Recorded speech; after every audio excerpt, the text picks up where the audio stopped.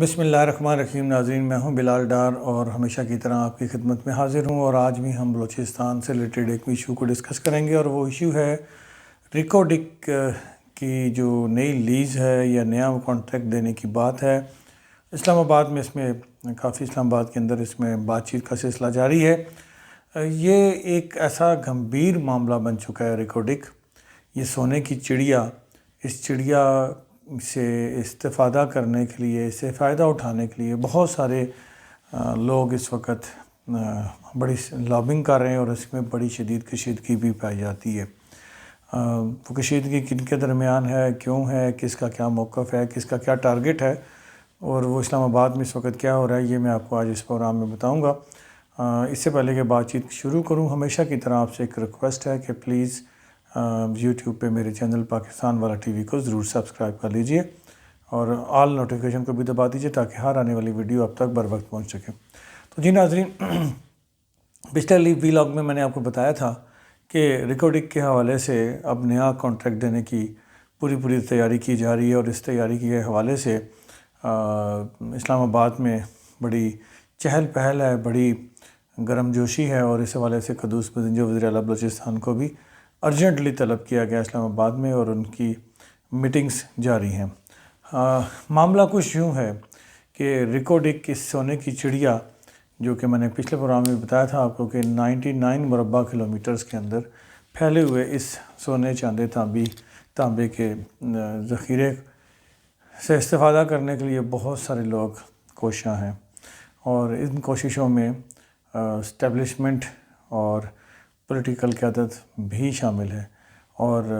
تقسیم ہو چکے ہیں آپس میں۔ مبینہ طور پہ جو ہمارے پاس رپورٹس ہیں، ہمارے ذرائع کے مطابق، اس میں اسٹیبلشمنٹ بھی تقسیم ہے، پولیٹیکل قیادت بھی، حکومت جو ہے وہ بھی تقسیم ہے، اور اپنی من پسند کمپنیوں کو یہ ٹھیکے دینے کی بات ہو رہی ہے، کانٹریکٹ دینے کی کوشش کی جا رہی ہے۔ ہمارے ذرائع کے مطابق اسلام آباد میں اس وقت بہت زیادہ لابنگ ہے، اور اس حوالے سے جہاں لابنگ ہو رہی ہے اور وہاں ساتھ ساتھ کشیدگی بھی پائی جاتی ہے۔ کشیدگی ان فریقین کے درمیان ہے جو فریقین اپنی من پسند کمپنی کو یہ ٹھیکہ دلوانا چاہتے ہیں، یہ لیزنگ دینا چاہتے ہیں، اور اس حوالے سے ہمارے ذرائع کا کہنا ہے کہ اسٹیبلشمنٹ کے ایک بگ باس بڑے صاحب خواہش مند ہے مبینہ طور پر کہ اس کا ٹھیکہ ایک امریکن کمپنی بیرک کو دے دیا جائے۔ یہ ناظرین، بیرک وہی کمپنی ہے دراصل جس نے مبینہ طور پر جو پہلے ریکارڈک کا ٹھیکہ لیا تھا، لیز لی تھی، اور وہ اس طرح سے لی کہ خود اپنے نام پہ لینے کے بجائے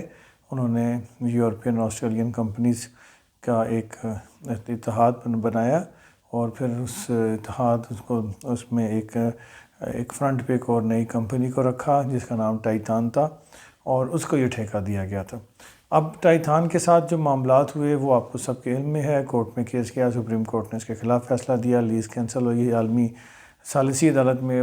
ٹائٹان گئی، اور پاکستان وہ مقدمہ ہارا، اور $6 بلین تقریباً کا ہرجانہ طے پایا پاکستان کے خلاف۔ تو ٹائٹان کو تو اب ظاہری بات ہے یہ ٹھیکہ دوبارہ دینا اب ناممکن سا ہو گیا، کیونکہ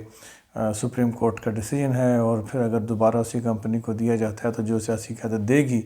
تو اس کے لیے بہت زیادہ مشکلات پاکستان میں بڑھ سکتی ہیں،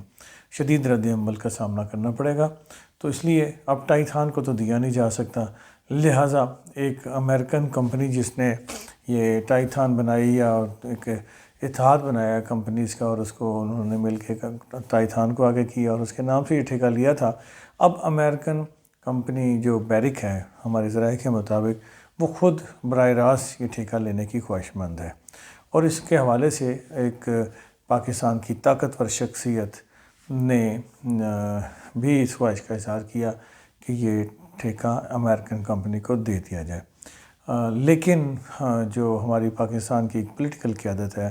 انہوں نے مبینہ طور پر اس کی مخالفت کی، اور مبینہ طور پر ان کی کوشش ہے میرے ذرائع کے مطابق کہ یہ ٹھیکہ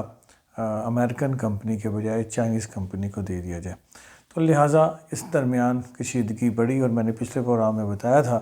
کہ جام کمال صاحب جب امریکہ گئے ہوئے تھے، اور وہ اسی سلسلے میں گئے ہوئے تھے، ان کا آخری جو دورہ تھا تو وہ اسی سلسلے میں بیرک کے ساتھ بات کرنے کے لیے گئے ہوئے تھے، لیکن پیچھے سے پولیٹیکل قیادت کا پریشر تھا اور اسٹیبلشمنٹ کے ایک اور صاحب کا بھی پریشر تھا جو عمران خان کے ہم نوا تھے اور ہم نوا ہیں. ان کا پریشر تھا کہ بیرک کے ساتھ کسی قسم کی بات چیت نہ کی جائے، بلکہ یہ ٹھیکہ ان کی مرضی کے مطابق جس کمپنی کو وہ اور عمران خان صاحب چاہتے ہیں ان کو دے دیا جائے. مبینہ طور پر یہ دونوں صاحبان کسی اور کو ٹھیکہ دینا چاہتے تھے. یقیناً اس کی متعدد وجوہات ہو سکتی ہیں، ضروری نہیں ہے کہ اس کی وجوہات میں کوئی ذاتی مفاد بھی ہی ہو، لیکن اس میں قومی مفاد بھی ہو سکتا ہے یا اپنا نظریہ سوچنے کا کہ یہ ٹھیکہ اس کو دینا بہتر ہے. تو اس قسم کی وجوہات بھی ہو سکتی ہیں. بہرکیف اس معاملے کے اوپر اسٹیبلشمنٹ سیاسی قیادت میں ایک تقسیم دکھائی دیتی ہے اور اس کے حوالے سے ایک جھگڑا چل رہا ہے. پاکستان کی اسٹیبلشمنٹ کے جو سرکردہ رہنما ہیں ان کی خواہش ہے کہ یہ بیرک کو ٹھیکہ دے دیا جائے، لیکن پولیٹیکل قیادت اور اسٹیبلشمنٹ کے کچھ اہم لوگ جو ہیں وہ یہ چاہتے ہیں کہ یہ ٹھیکہ بیرک کے بجائے کسی اور کو دیا جائے. اب اس میں ایک اور آپ کو بات بتاؤں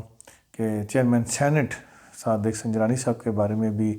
یہ باتیں زیر گردش کر رہی ہیں کہ مبینہ طور پر وہ بھی کسی کمپنی کو یہ ٹھیکے دینے کا خواہش مند ہیں اور اس کے لیے وہ بھی لابنگ کر رہے ہیں.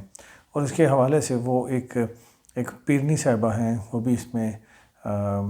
پیش ہیں اور چیئرمین سینٹ صاحب ان کے پاس بھی جا کے مبینہ طور پر بیٹھے ہوتے ہیں اور ان سے گزارش کرتے ہیں کہ یہ جو ٹھیکہ ہے اس کو ان کی من پسند کمپنی کو دینے کے لیے ان کی مدد کریں.